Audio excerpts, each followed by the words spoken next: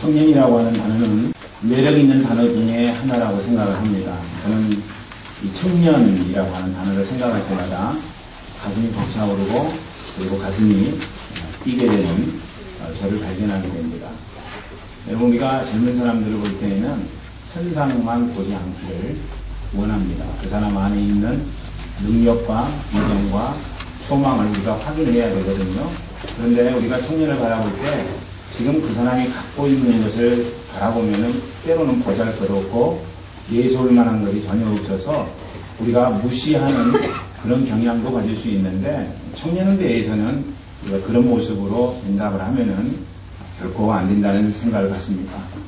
왜냐하면은 청소년, 청년의 시기는 무한한 가능성을 갖고 있는 시기이기 때문에 그렇습니다. 무엇이든 이룰 수 있는 때라고 저는 생각합니다. 여러분, 지금 보기에는 조금 부족한 것 같고 연약한 것 같아도 청년 안에 갖고 있는 자질은요, 동기부여만 된다면, 그리고 때만 맞아진다면은 얼마든지 위대한 일을 이룰 수 있는 그런 시기에 있는 존재가 아닌가, 그런 생각을 갖습니다. 바위라도 깨뜨리고 새라도 녹일 수 있는 시기. 그래서 청년이라고 하는 단어는 굉장히 아름다운 단어라고 생각을 합니다. 그 아름다운 청년 하나가 오늘 말씀해 보니까 소개되고 있습니다. 아름다운 청년입니다. 사실 오늘 본문의 말씀은 많은 설교가들이 설교를 하면서 부정적이고 또 좋지 않은 측면에서 이 청년을 보아왔기 때문에 우리의 생각 또한 이 청년에 대한 좋지 않은 선입견이 많이 있습니다. 그런데 결코 이 청년이 우리가 생각하는 것처럼 부족하거나 못됐거나 또 흠모할 만한 그런 내용이 하나도 없는 그런 청년이 아니라고 하는 것입니다. 이 청년은 정말로 아름다운 청년입니다. 첫째, 이 청년은 재산이 많은 부자였습니다. 22절 말씀 보니까 그가 재물이 많다고 소개를 하고 있습니다. 유산을 물려받은 건지 아니면은 장사 수완으로 일찍 돈 번 건지는 우리가 알 길이 없습니다. 하지만 재물을 많이 소유하고 있었던 것은 분명한 일이었던 것 같습니다. 저는 성경을 보면서 부자가 아니겠는가 이런 생각을 더 많이 합니다. 분위기상 그렇다는 거죠. 이 청년의 삶이 그렇게 쉽게 사는 인생이 아니었다면 분명히 부모님에게 재산을 물려받았다든지 일확천금을 노리다가 그것이 어떻게 잘 돼가지고 부자가 됐다든지 하는 그런 방식은 아닐 것이라는 생각을 저는 갖습니다. 두 번째, 이 청년은 지위가 있는 사람이었습니다. 관원이라고 누가복음 18장 18절에는 기록하고 있는데, 관원은 두 가지 상황에서 쓸 수 있는 단어입니다. 하나는 유대 해당의 지도자였을 때 관원이라고 하는 말을 쓸 수 있고, 또 한 가지는 산헤드린 공회원일 때 이 관원이라고 하는 말을 사용할 수 있다는 것입니다. 그런데 이 부자 청년이 해당의 지도자는 아닌 것이 분명하기 때문에 산헤드린 공회원이 아니겠는가. 오늘날로 이야기하자면은 이 청년은 국회의원이었을 것이다라는 그런 추측을 해보게 됩니다. 김영삼 전 대통령이 26살에 국회의원이 되어서 최연소로 국회의원이 됐다, 뭐 이런 이야기를 합니다만은, 아마 오늘 본문에 소개되고 있는 이 청년이 국회의원이었다면은 그는 아주 젊은 나이에 인생을 성공적으로 살아가는 사람 중에 한 사람이었다는 그런 추측을 해볼 수 있습니다. 그러니까 그는 부자이면서도 사회적으로 출세한 사람임에 틀림없습니다. 세 번째로, 이 청년은 성실한 삶을 살았습니다. 자기 삶을 잘 관리한 것입니다. 오늘 본문이 그 청년이 율법을 다 지켰다고 말할 정도로 정리정돈된 삶이었음을 우리에게 시사해 줍니다. 여러분, 청년의 시기 때는요, 무분별한 삶을 살 수가 있습니다. 자기의 인생을 잘 준비해서 자기의 인생을 성공적으로 이끄는 청년이 있는가 하면은, 그런데 많은 경우에 청년들이 무분별한 삶을 산다는 것이죠. 성적으로 무분별하고요, 경제적으로 무분별하고, 그리고 자기의 스케줄에 대해서 무분별한 그런 삶을 많이 살더라는 것입니다. 그러고 나서도 자기의 인생에 대해서 책임지는 삶을 살지 않는 젊은이들이 얼마나 많이 있느냐는 것입니다. 그런데 오늘 본문에 소개되고 있는 청년은 미래를 준비하는 청년임에 분명합니다. 네 번째로 이 청년은 겸손한 청년이었습니다. 당시 많은 종교 지도자들은 예수님에 대해서 굉장히 적대적이었습니다. 그런데 이 종교 지도자들처럼 청년이 적대적이 아니 될 수 있는 이유가 아무것도 없어요.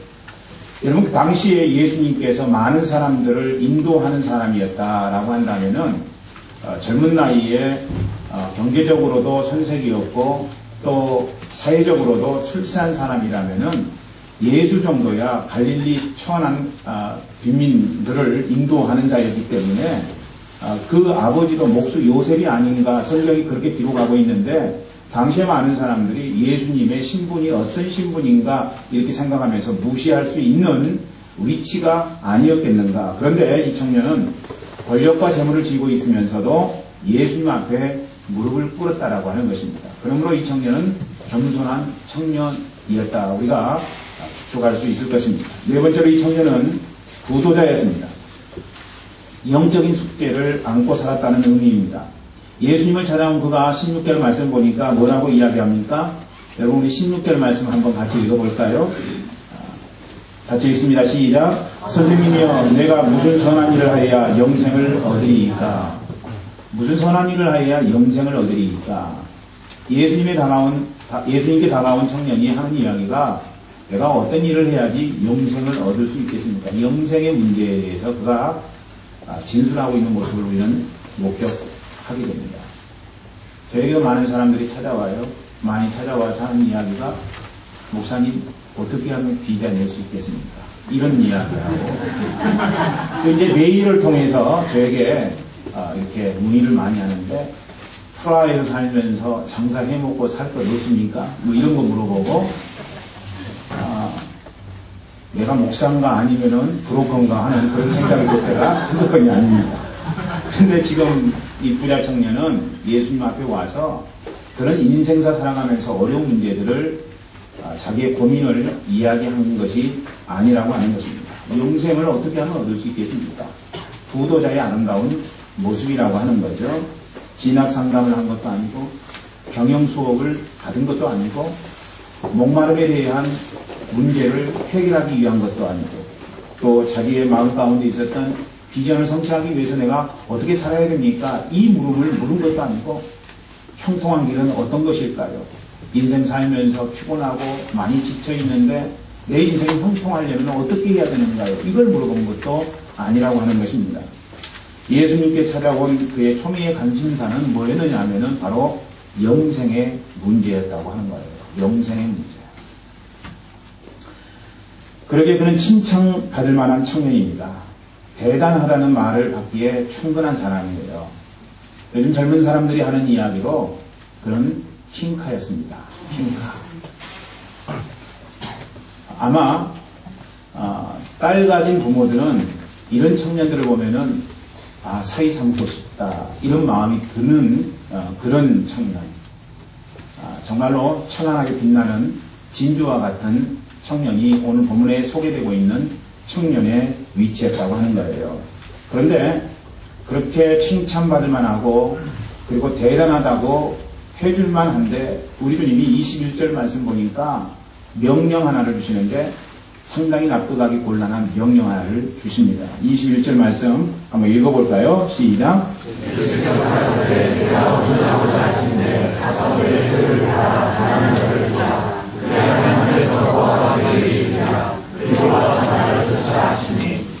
예, 그 말씀 보니까 네가 온전하고자 한다면은 가서 내 재물을 가난한 사람들을 위해서 주라.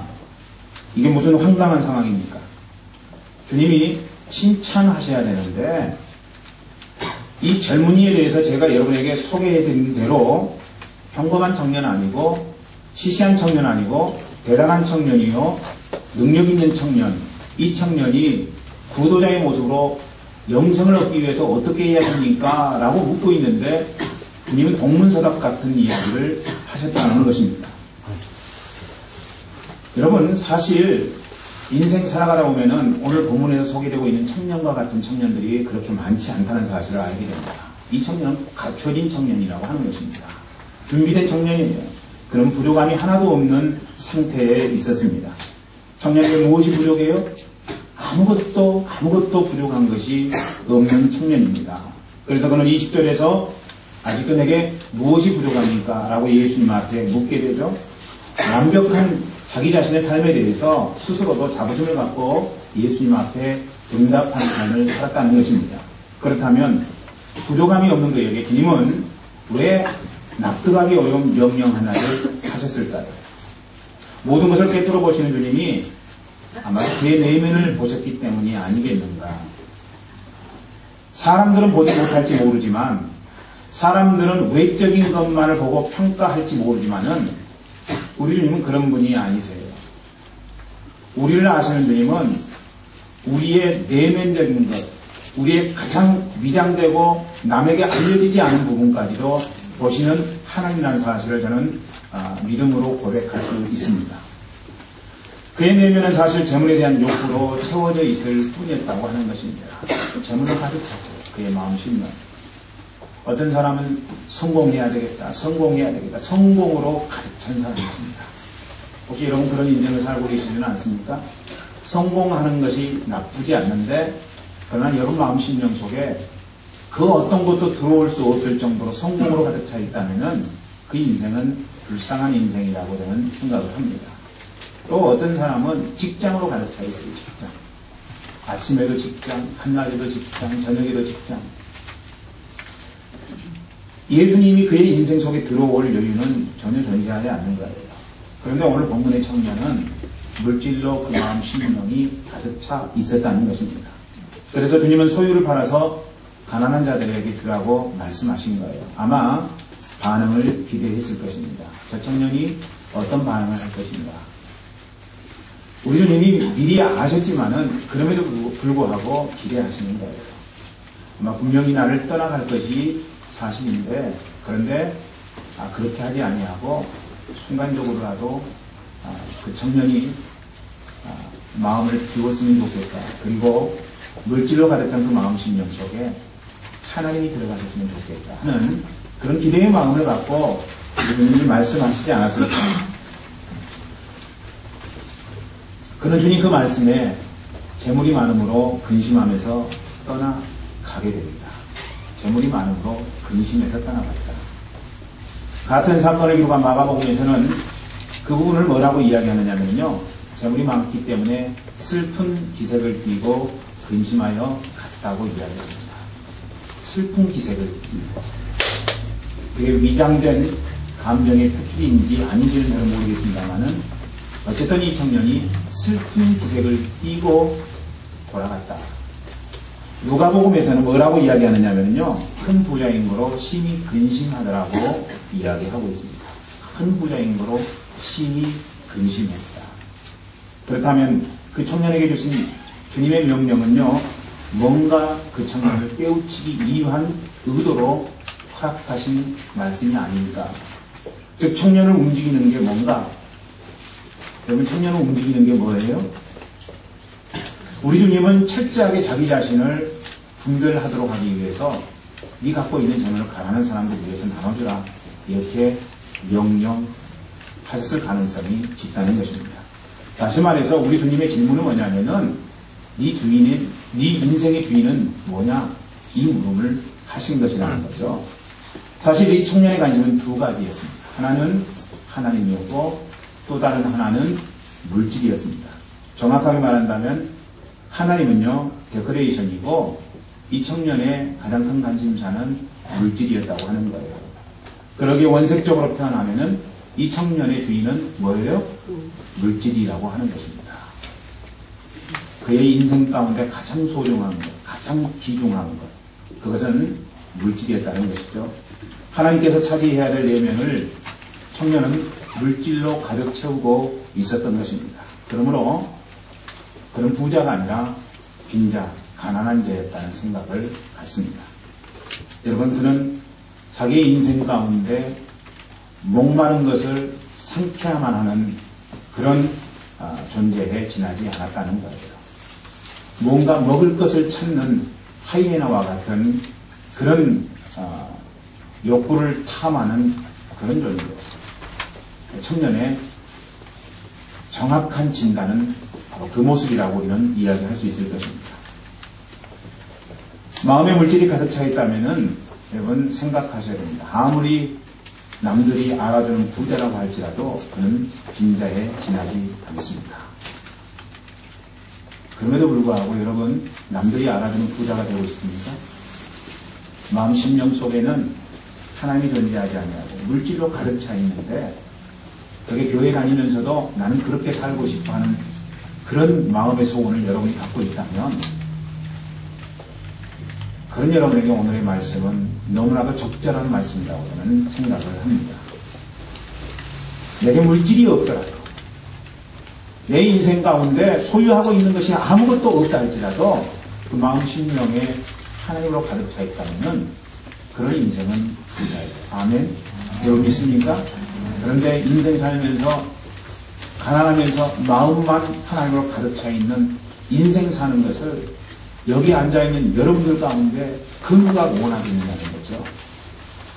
그래서 이제 여러분에게 복음과 같은 말씀을 제가 말씀드린다면 물질도 많이 소유하시고 여러분 마음 심령 속에는 물질이 아니라 하나님으로 가득 찬 인생이 되기를 주의 이름으로 축원합니다. 다 아멘 하잖아요. 그런 말씀 드리니까 다 아멘 하잖아요. 근데 그게 어렵다는 거죠. 물질을 소유하고 있다면 그 마음 중심에 하나님을 모시기가 쉽지 않다는 거예요. 여러분 저는 여러분들이 물질을 소유하지 않았더라도 마음은 하나님으로 가득 차기를 소망합니다. 뿐만 아니라 한 걸음 더 나아가서 그렇게 인생 살아감으로 하나님이 축복하셔서 이 땅에 물질도 소유하고 그리고 마음 변치 아니하고 마음 심령 속에 하나님을 전적으로 의뢰하고 모실 수 있는 그런 인생, 그런 소망이 있는 삶이 되기를 주의 이름으로 축원합니다. 아멘. 여러분 그래서 마음 심령 속에 하나님이 가득 찬 인생은 어떤 고백을 하게 되어 있어요? 여호와는 나의 목자시니 내가 부족함이 없으리로다. 아무것도 부족한 게 없어요. 인생 살면서 부족한 게 왜 없겠어요? 그런데 하나님으로 내 인생의 주인을 삼는다면요 그 하나님이 주시는 놀라운 공급하심 때문에 인생 전혀 부족함이 없이 살 수 있다고 하는 것입니다.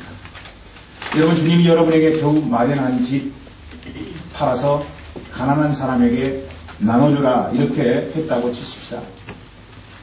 주님 명령이 더 이상 부인할 수 없는 너무나도 또렷하고 분명하게 임했습니다.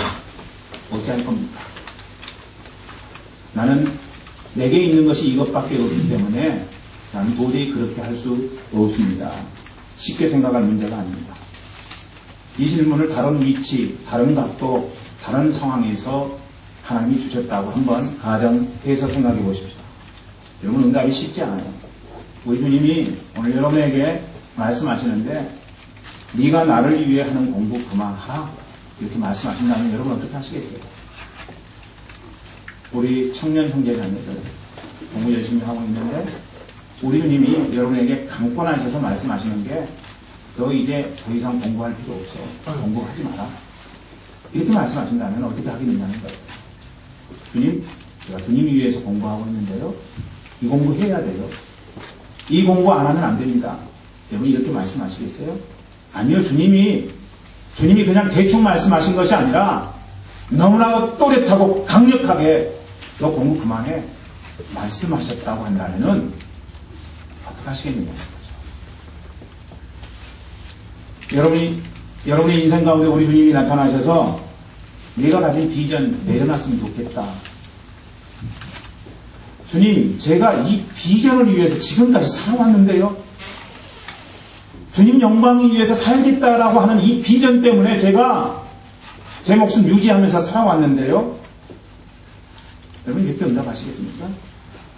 주님이 비전 내려놓으라는 거예요. 네가 갖고 있는 애지중지했던 비전 내려놓아라. 그러면 어떻게 하시겠느냐는 거예요. 오늘 주님은 또 이렇게 물으실 수 있습니다. 너의 그 고집 그만 부리면 좋겠다.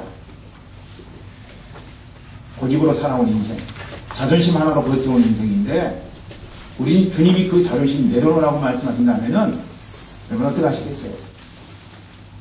쉽지 않은 일입니다. 쉽지 않아요. 너의 계획 내려놔요. 내가 너의 계획 아는데 그 계획 내려놨으면 좋겠다. 아니요, 주님, 이 계획은 오래전부터 짜여져 있었던 계획인데요. 그래도 주님이 내려놓으라고 한다면 여러분 어떻게 하시겠어요? 우리 인생의 주인 대신 주님이 내려놓으라는 이야기를 하고 있는 거예요. 주님, 내 스케줄은 이러이러합니다. 그런데 주님이 그 스케줄을 내려놓으라고 한다면은, 주인 대신 주님이 그렇게 말씀하신다면은, 내게 너무나도 소중한 스케줄이고 내게 너무나도 소중한 계획인데 주님이 이것만큼 내가 내려놓을 수 없습니다. 여러분 이렇게 응답하시겠어요? 저는요 이것만큼 분명합니다.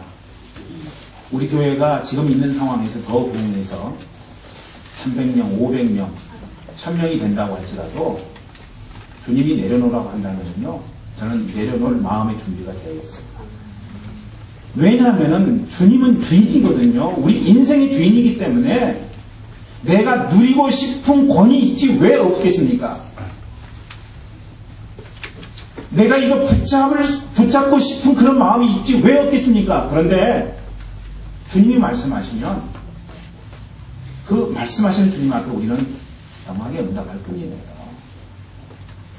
내가 갖고 있는 기득권 그거 주님 앞에 이미 드린 지 오래입니다. 내가 주장할 만한 것 주님 앞에 드린 게 오래입니다. 이제 여러분 주보에 보면은 광고에 나와 있습니다만은 지난 주간에 땅에 대한 허가가 진짜 나왔습니다. 진짜 나왔어요. 이제 우리 교회에 서류 하나 해가지고 구청에다 내면 건축 허가가 나옵니다.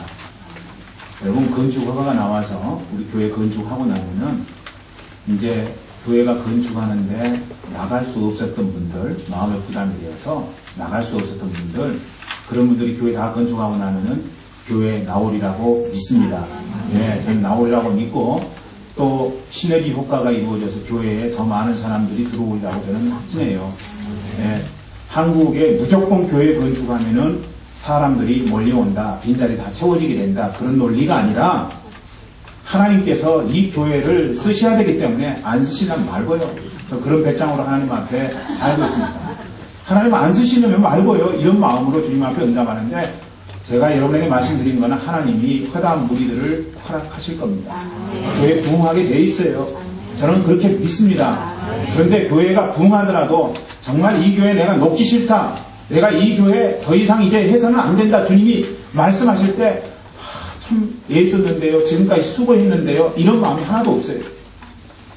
주님이 말씀하시면 명령하시면은 천년 만년 누리고 싶은 내 마음에 욕구가 있다 할지라도 그건 내려놓는 것이 하나님 앞에 아름다운 모습이고 우리가 해야 될 일이라고 하는 것입니다.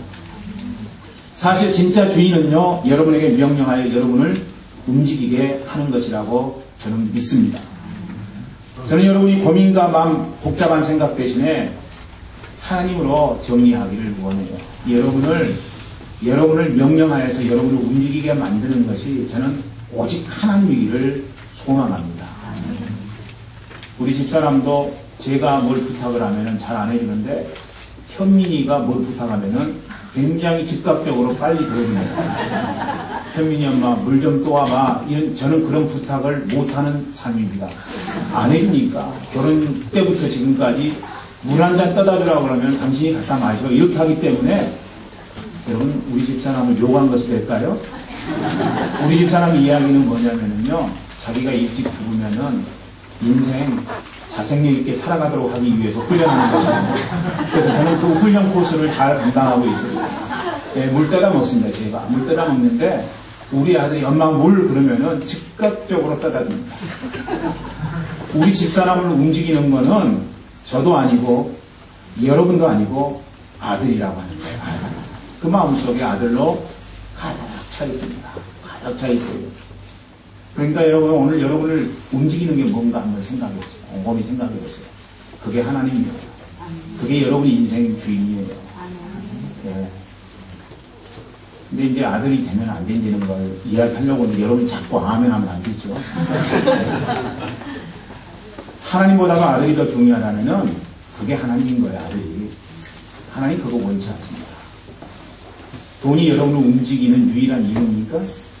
나는 그게 돈이 여러분 주인인 거예요.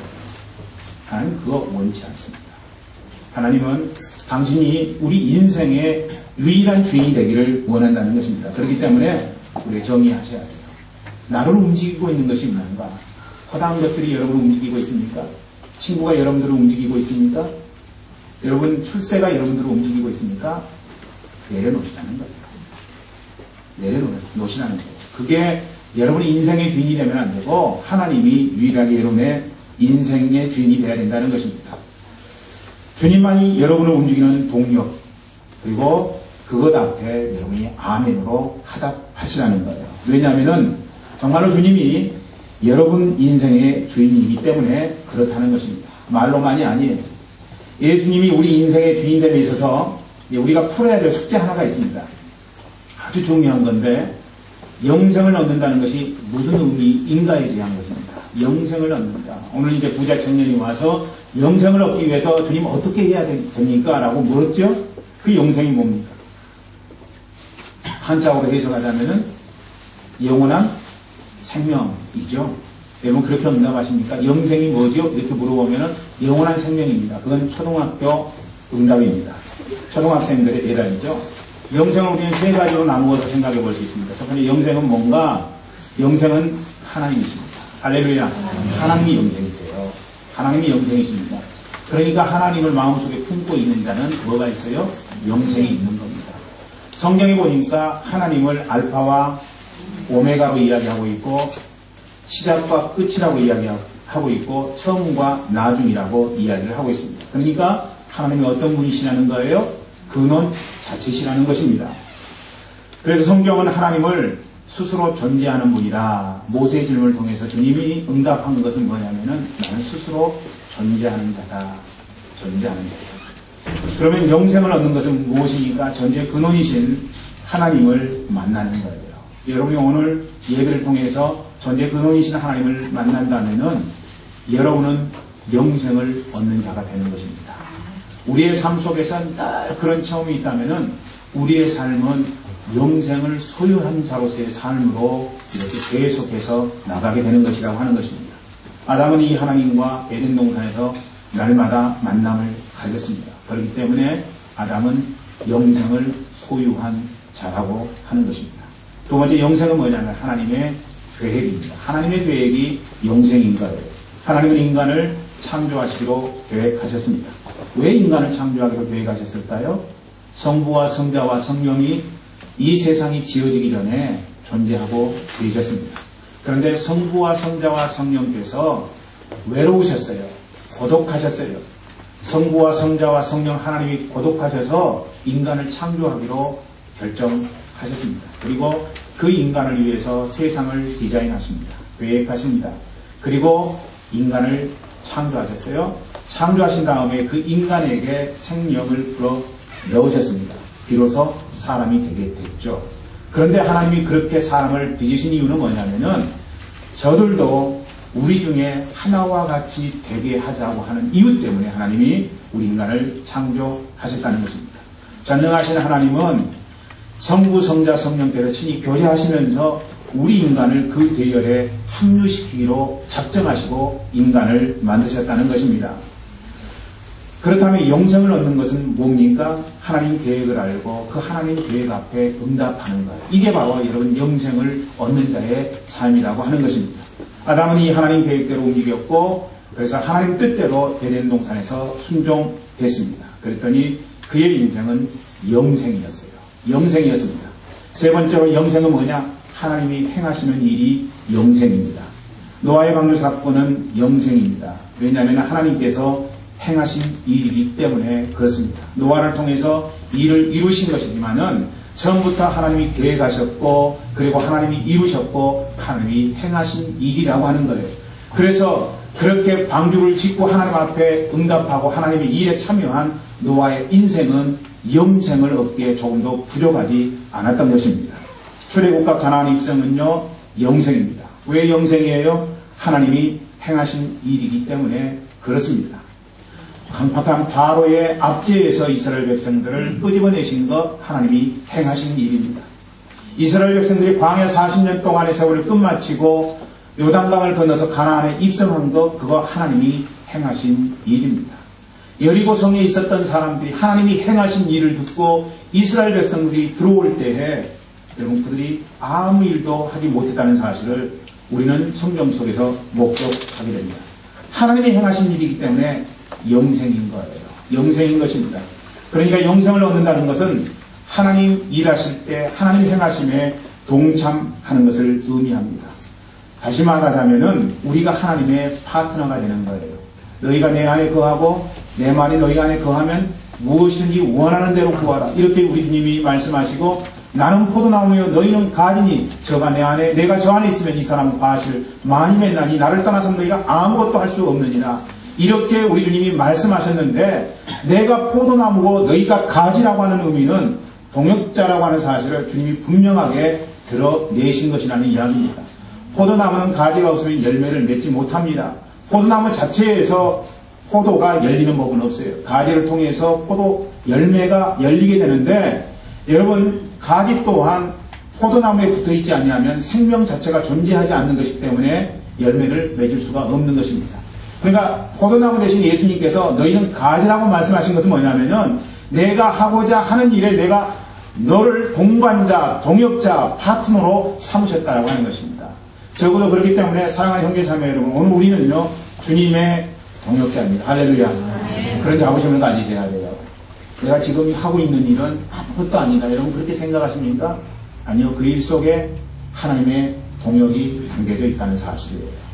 이 사실을 여러분이 확신하셔야 됩니다.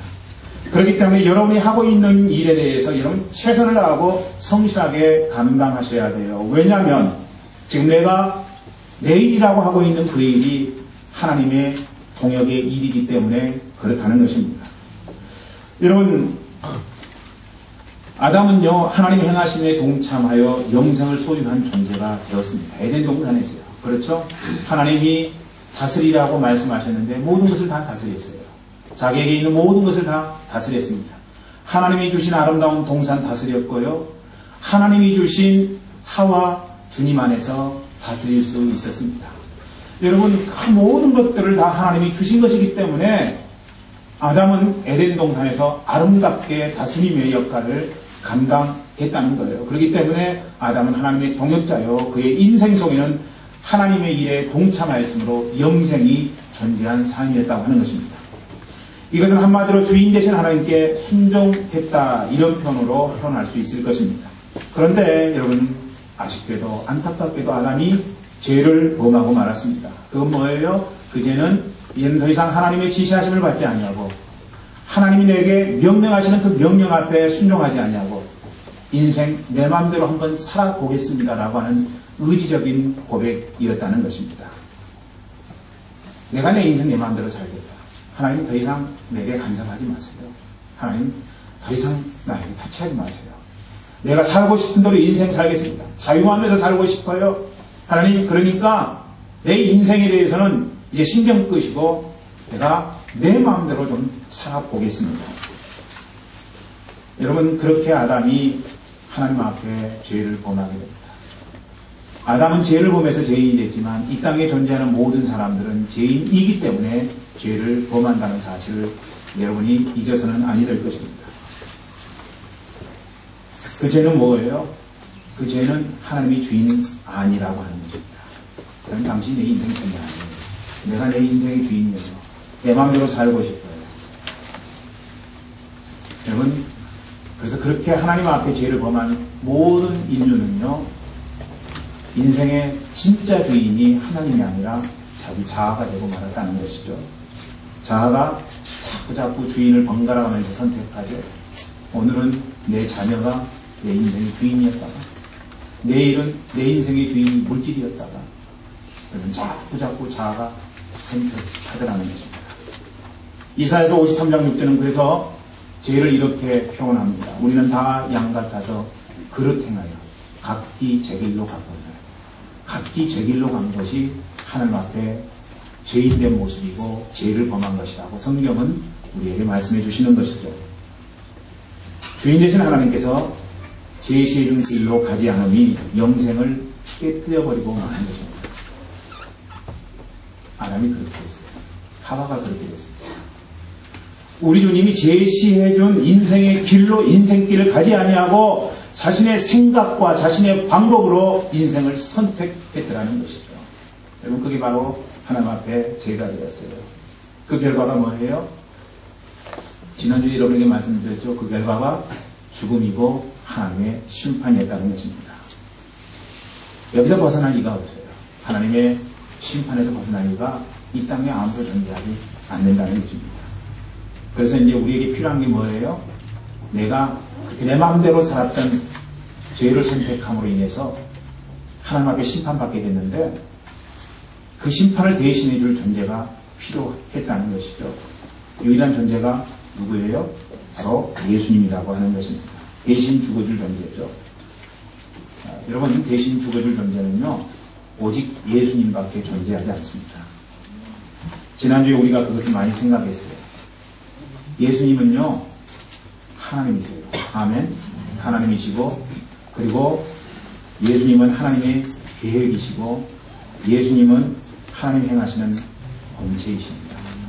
영생이에요. 그렇기 때문에 예수님 존재 자체가 영생이라고 하는 것입니다. 이 예수를 믿으면서 우리가 할 삶의 고백은 뭐예요?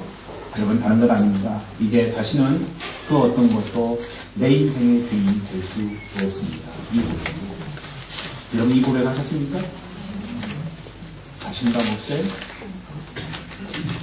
그 고백 했다고 하면은 주님 뜻대로 사세요. 이렇게 할까봐요? 여러분, 예수 그리스도가 여러분 인생의 주인이십니까? 정말로? 여러분, 누가 내 인생의 주인이란 말입니까? 누가요? 예수십니다. 예수. 그래서 우린 그를 주님 또는 주인님이라고 이야기하는 건 아닐까요? 그렇다면 예수님을 진짜 자기 인생의 주인으로 모신 사람은 어떤 삶을 살아야 돼요? 말로만이 아니라 진짜 예수님이 인생의 주인으로 바뀐 삶을 사는 거예요. 여러분, 그런 삶이 우리의 삶 속에 연출되어야 됩니다. 그렇다면 주인 되신 예수님이 우리에게 내리지 못할 명령이 있을까요? 여러분, 예수님이 우리의 인생의 주인이시랍니다. 예수님이 우리 인생의 주인이시라면 예수님이 우리에게 내리지 못할 명령이 아무것도 없다는 것이죠. 순종하지 못할 명령이 있습니까? 없습니다. 우리는 그 주님 앞에 뭐라고 고백할 뿐이에요. 주님, 말씀하옵소서. 종이 듣겠나이다. 할렐루야. 말씀하옵소서. 종이 듣겠나이다. 부자 청년의 항의는 바로 그것이었습니다. 재산을 가난한 이에게 나눠줘라. 주인이 명령하면은 이에 대해서 갈등할 일이 없습니다. 예수가 마음에 가득하니까, 하나님으로 가득 차 있으니까 말씀하시면 예, 주님 그렇게 하겠습니다. 나를 핏값으로 사신 주님이 내리신 명령인데 우리가 뭘 주저할 게 있겠어요? 여러분, 그렇지 않습니까? 사실 한국교회는 죄값으로 죽을 자를 구원해줄 구세주만을 많이 강조해 왔었습니다. 당신의 죄를 우리 주님이 깨끗하게 해주십니다. 사해 주십니다. 예수 믿고 구원받으십시오. 예수 믿고 영생을 소유하십시오. 여러분, 이 이야기만을 많이 했다는 것입니다.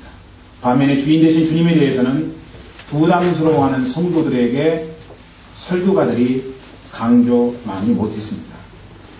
나의 죄가 주인 되신 하나님을 부정하면서 시작되었다라고 하는 것, 이것을 안다면은, 그렇기 때문에 구세주라고 하는 개념과 주님이라고 하는 개념은 연결선상에 있다는 거예요.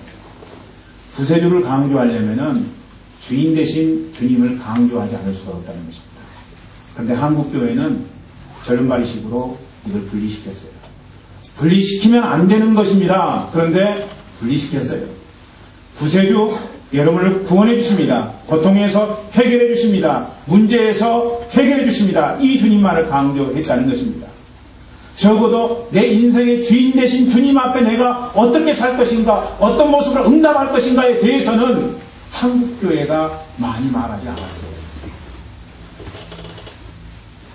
예수님이 내 인생의 구주십니다라고 고백한 성도라면요, 당연히 예수님을 인생의 주인으로 모셔야 됩니다. 이건 자연스러운 일이에요. 우리가 흔히 하는 이야기로 이건 자동방입니다. 예, 이건 자동적으로 되어져야 될 문제라고 하는 것이죠. 그래서 예수님을 주인으로 모신 사람은 영생이 있는 법이고요. 영생이 있는 법입니다. 이게 초대교회 성도들이요, 예수님 믿겠습니다라고 고백해놓고 그리고 얼마 되지 않아서 자기의 생명을 초계와 같이 버릴 수 있었던 이유입니다. 예수님이 나를 구원해 주신 유일한 분이라고 믿으면서 그들은 예수님이 내 인생의 주인이신다라고 하는 철저한 고백 위에 자기의 신앙을 놓았던 것입니다. 그렇기 때문에 나를 구원해 줄 주님 위해서 자기의 목숨 바치는 거 당연한 것으로 여겼다는 거예요. 여러분, 청년의 경우를 통해서 지금 예수님이 보여주시고자 하는 것은요, 이 부분인 것입니다. 즉 예수님을 믿되 구세주와 주님을 따로 믿을 수 없다는 것. 많은 사람들이 예수님을 구세주와 주님을 따로 믿게 되니까 어떻게 되는 거예요? 따로 못 받게 되는 거예요. 여러분, 신앙은 그렇지 않습니다. 내가 예수님을 나의 구세주로 믿으면 그분이 내 인생의 주인 되신다는 사실도 분명하게 고백해야 되는 거예요. 믿음의 좋은 증거들을 갖고 계십니까? 아, 하나님, 나는 이렇게 매주일날 빠지지 않고 당신 앞에 예배 드리죠. 이게 여러분의 마음 심령 속에 있는 믿음의 증거라고 생각할 수 있습니다. 아, 나는 11조 하는데요, 그게 믿음의 좋은 증거일 수 있습니다. 나는 형제자매들과 사랑을 나누는데요, 그게 믿음의 증거일 수 있습니다.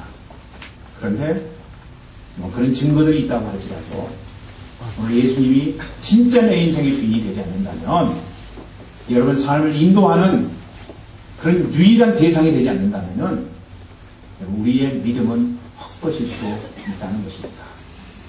우리 주님이 오늘 이 아침에 청년을 통해서 보여주시고자 하는 것은요, 바로 그 부분인 거예요. 아직 주님의 명령 앞에 여러분 머뭇거리신다면 여러분 구원을 한번 체크해 보세요. 주님이 말씀하시는데, 예, 주님 알겠습니다. 이런 응답하지 못한다면은 부자 청년이 근심하며 떠나갔던 것처럼 여러분의 구원의 문제를 한번 체크해 봐야 된다는 것입니다. 성장하지 못했기 때문에 명령에 머뭇거리는 것은 이해해요.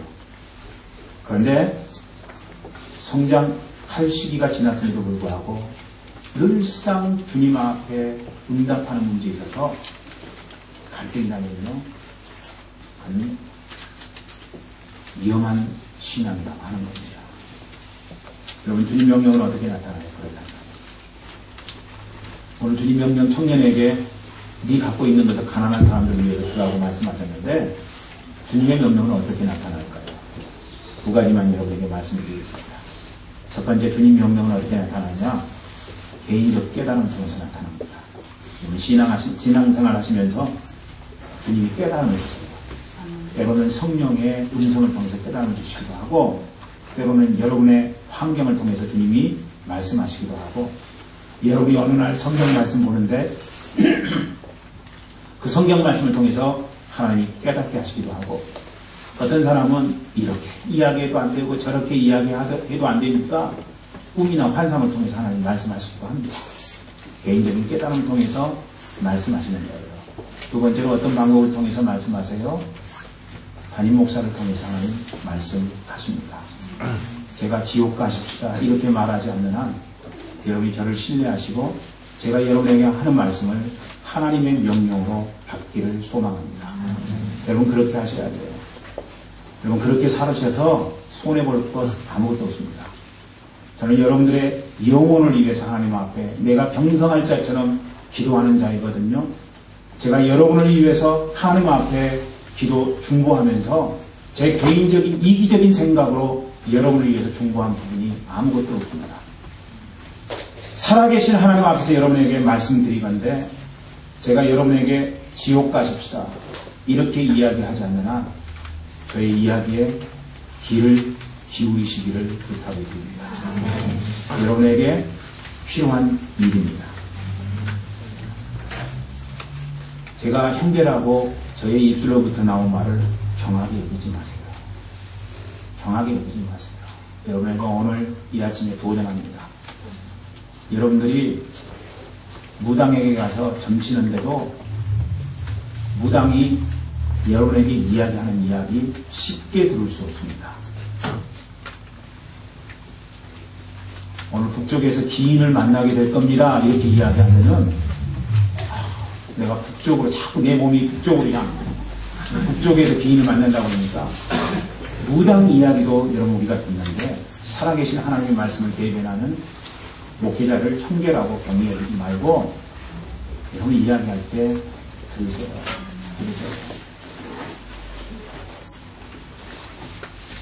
저는 사랑하는 형제자매는 우리 교회 모든 분들이 말로는 주님 하면서 모든 것의 주인이 자기가 되지 않기를 기대합니다. 결코 여러분 착각하지 마세요. 누가복음 2장에 보니까 예수님 일행이 요셉과 마리아 그 부모와 함께 예루살렘 6월절을 맞이해서 예배드리고 가는 장면이 소개되고 있습니다. 예배를 다 드렸어요.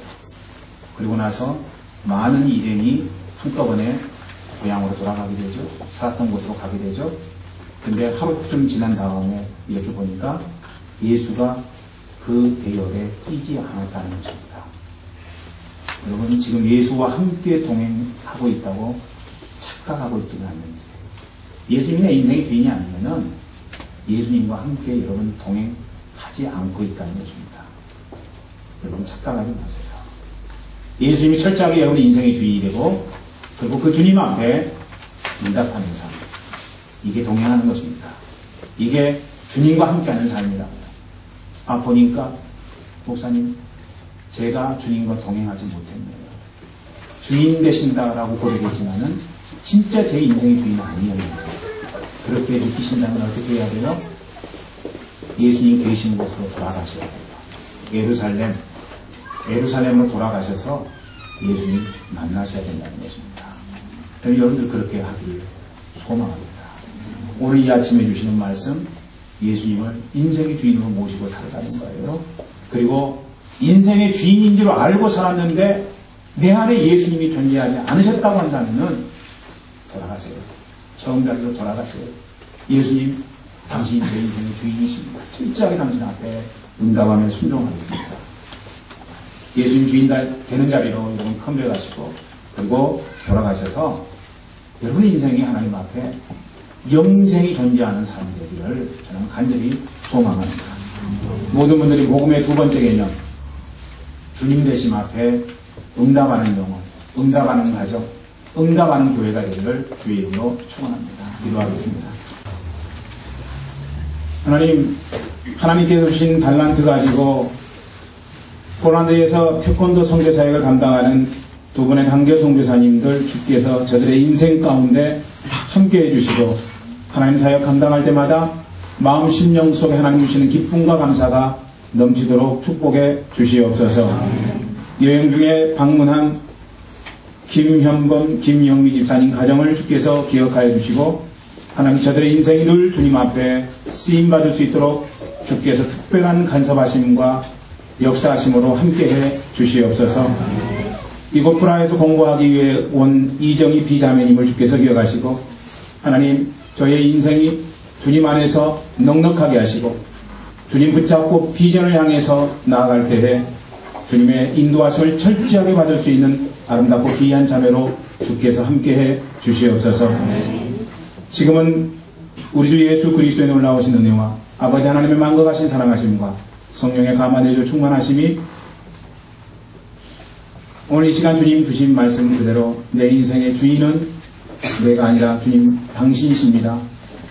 주인 되신 당신의 말씀 앞에 응답하겠습니다. 이렇게 고백하는 성도들의 머리 위에 저들이 하는 모든 일들 가운데 특별히 수술받기 위해서 한국으로 들어간 백규현 집사의 육신의 연약함 위에 지금부터 영원토록 함께 하시기를 간절히 축원하옵나이다.